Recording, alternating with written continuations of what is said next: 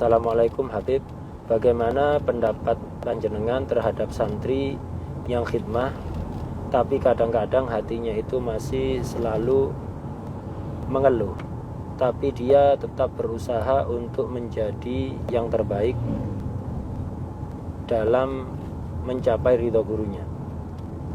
Terus apa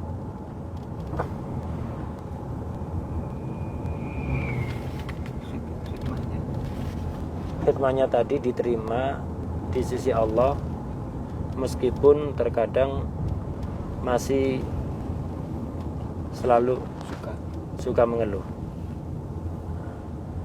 Yani soal ada yaqul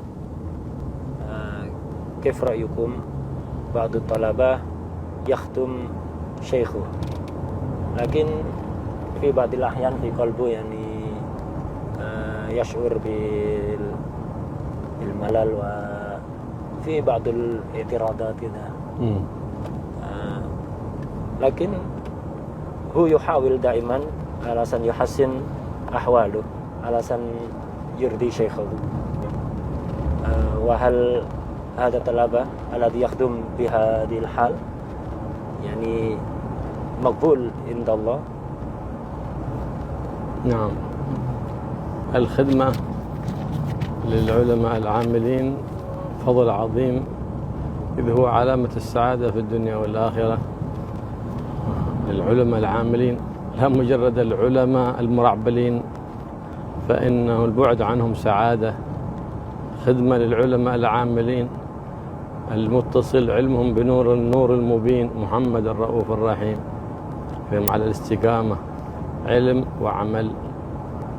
هذا مجالستهم طاعة وخدمتهم عبادة، تستفيد منهم. أخلاقك الشينة الغير زينة تتحول إلى أخلاق زينة أوتوماتيك بمجالستهم.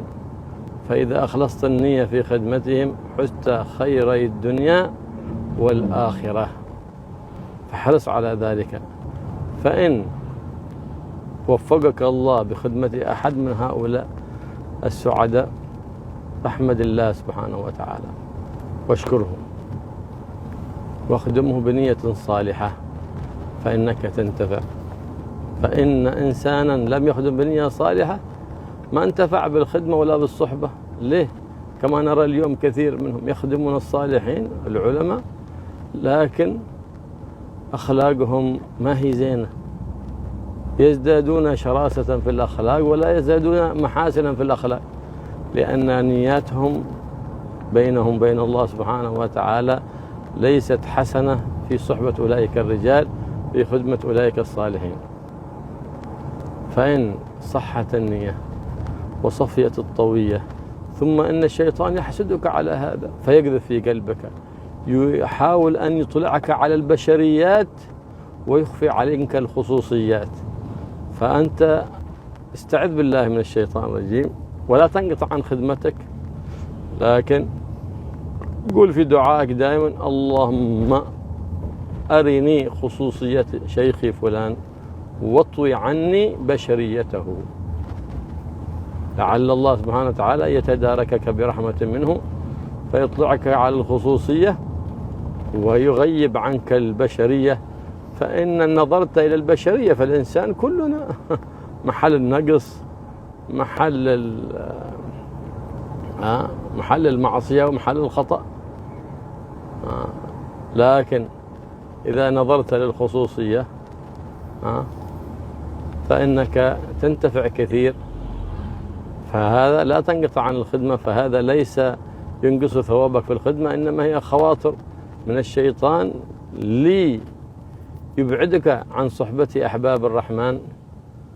فاثبت على الخدمة، فإنه بعد ذلك ستخدم ويكون لك شان إن شاء الله، وييسر لك من يخدمك. فإنه قد قال السلف الصالح من خدم خدم، وهذا مشاهد ومجرب وقد رأينا بأعيننا الحمد لله. وهذا قاعدة لا تكاد تتخلف. فأصلح نيتك بينك وبين الله فإذا هجمك شيء من هذه الخواطر فاستعذ بالله واسأل من الله أن يطلعك على الخصوصية ويغيب عنك البشرية. فإن لم تستطع ذلك فتصدق صدقة لله بهذه النية حتى ييأس منك الشيطان ولا يوسوس لك مرة أخرى فيجعلك دائما في خواطر الرحمن ويبعد عنك وسواس الشيطان. فإنه يكفى الإنسان بوساوس الشيطان كذلك بنظر من مشايخه فلا يحوم الشيطان حوله أبدا. والله يحفظنا ويحفظكم من وساوس الشيطان ويوفقنا للقيام بحقوق مشايخنا وبحقوق والدينا وبحقوق من له حق علينا. يوفقنا للقيام بجميع الحقوق على ما يحب ويرضى ذي الجلال والإكرام على سنة سيد الأكوان محمد حبيب الرحمن صلى الله عليه وآله وسلم.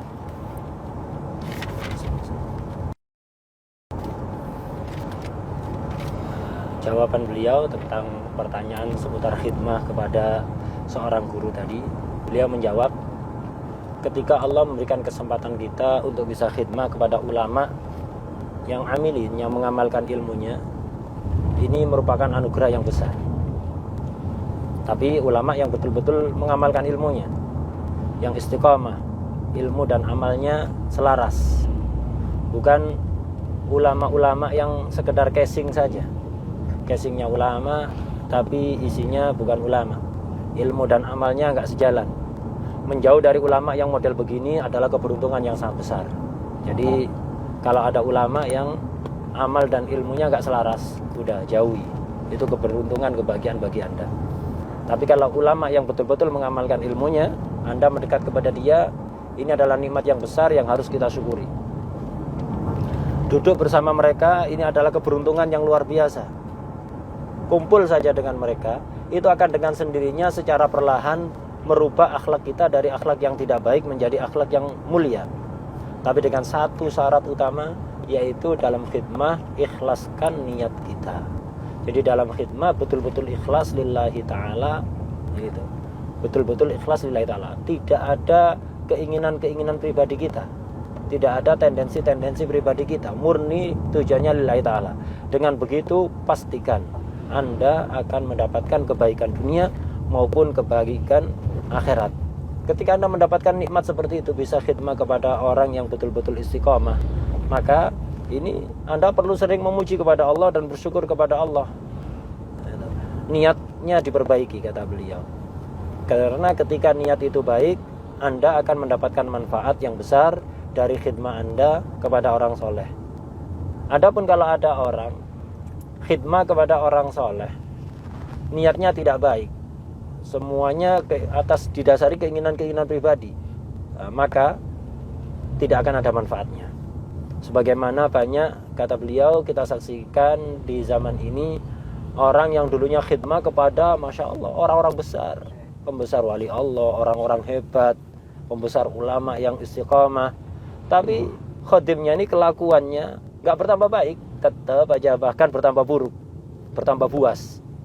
Nah, ini bukan kesalahan pada syekhnya, ini kesalahan pada yang khidmah itu, niatnya tidak baik, gitu. Maka tidak akan bermanfaat sama sekali kalau niatnya tidak baik. Kalau kita sudah memperbaiki niat dalam khidmah kita, ini walaupun kelakuan kita masih seperti itu, di hati kita sering mengeluh dan yang lain-lain, asal niat kita sudah bagus, ini merupakan nikmat yang sangat besar. Dan orang yang mendapatkan nikmat itu akan dihasuti. Yang paling hasut kepada kita adalah setan. Setan itu akan hasut, ini enak ini orang ini khidmah, kemudian dengan mudahnya dia merubah akhlaknya, naik kedudukannya di sisi Allah, maka akan dihasuti oleh setan. Bagaimana caranya setan menghalangi orang ini untuk tidak khidmah lagi? Karena ini keberuntungan yang sangat besar. Setan itu nanti akan berusaha menampakkan sisi manusiawi gurunya ini kepada si khadimnya ini, kepada khatamnya ini. Setan akan selalu menunjukkan sisi manusiawi gurunya dan menutupi keistimewaan gurunya. Kalau murid itu atau khadim itu melihat kekhususan gurunya, dia akan berhusnudzon dan akan mendapatkan manfaat. Tapi kalau melihat sisi manusiawi, ya semua manusia sehebat apapun, tempatnya kekurangan, tempatnya maksiat, tempatnya kesalahan, akhirnya akan mengurangi etikotnya. Nah, karena itu sering kalau seperti itu dalam hati kita kok muncul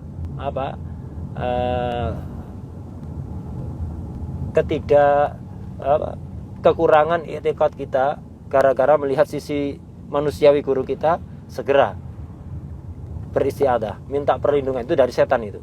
Segera minta perlindungan kepada Allah dari bisikan setan. Itu. Segera. Itu. Dan sering-seringlah berdoa kepada Allah, ya Allah tunjukkanlah kepadaku selalu keistimewaan guruku dan tutuplah dariku sisi manusiawi guruku. Dan ketika kita melihat kekurangan guru kita, sisi manusiawi guru kita, jangan kemudian putus dari khidmah, tetap terus berkhidmah, berusaha memperbaiki niat, kemudian sering meminta perlindungan kepada Allah dari setan, karena itu muncul dari bisikan-bisikan setan. Nah, maka insya Allah Anda akan selamat, Anda akan mendapatkan keuntungan yang besar. Ketika Anda mau khidmah kepada orang soleh, nanti Allah akan mengirimkan orang-orang yang suka khidmah kepada Anda. Sebagaimana dikatakan oleh ulama salaf, man khodam khudim. Orang yang suka berkhidmah, maka dia nanti akan dilayani oleh orang lain. Dan itu sudah terbukti. Beliau berkata tadi, saya sudah menyaksikan sendiri banyak orang yang mendapatkan hasil ini, nyata ini. Tidak pernah meleset. Tidak pernah meleset. Dan kalau perlu kita ini, agar supaya Allah menutupi sisi basariyah guru kita, sering-sering sedekah karena Allah Ta'ala. Sedekah yang ikhlas lillahi ta'ala, diniati agar supaya Allah menutupi sisi manusiawi guru kita dan hanya menunjukkan sisi khususiyah atau keistimewaan guru kita. Dengan begitu kita akan dijaga oleh Allah dari bisikan-bisikan setan. Orang itu akan terhindar dari bisikan-bisikan setan dengan sering-sering meminta perlindungan kepada Allah dan dengan nadhrah, dengan pandangan dari para masyayikh. Kemudian beliau berdoa semoga kita semuanya diberi pertolongan oleh Allah untuk bisa melaksanakan hak-hak guru-guru kita, orang tua kita, hak-haknya para ulama, para aulia, dan hak-haknya siapapun yang punya hak atas kita.